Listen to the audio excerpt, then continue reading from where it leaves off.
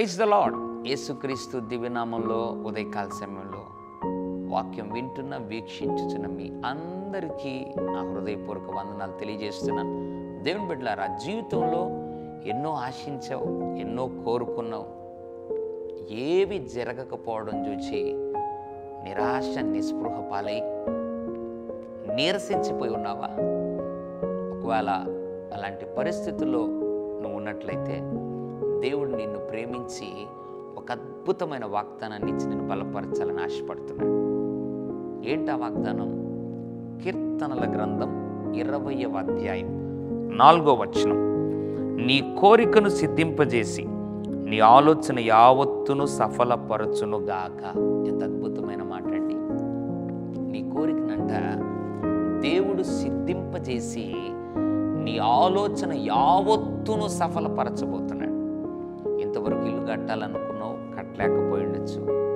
Seat సంపాదించాలి కాలేజీలో అనుకున్నావు, సంపాదించలేకుండా పోయి ఉండొచ్చు.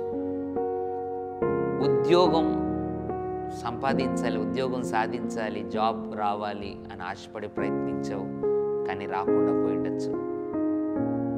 లేదా నీ జీవితంలో మంచిగా స్థిరపడాలనుకున్నావు, స్థిరపడకుండా పోయి ఉండొచ్చు. ట్రాన్స్ఫర్ అవ్వాలనుకున్నావు, అవ్వకుండా పోయి ఉండొచ్చు.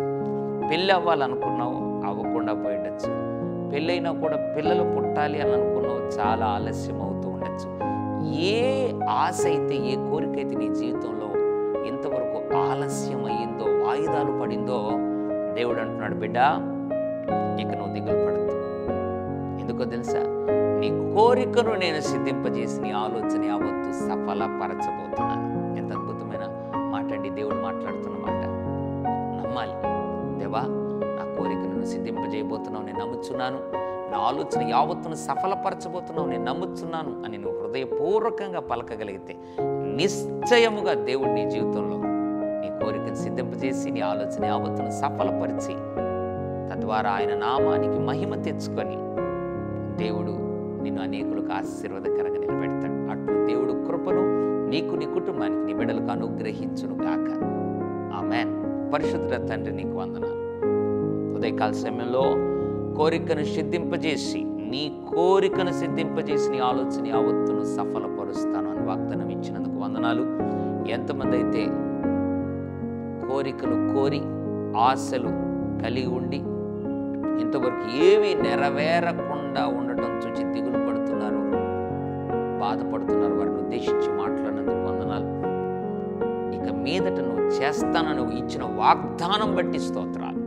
మేము నమ్ముచున్నాం.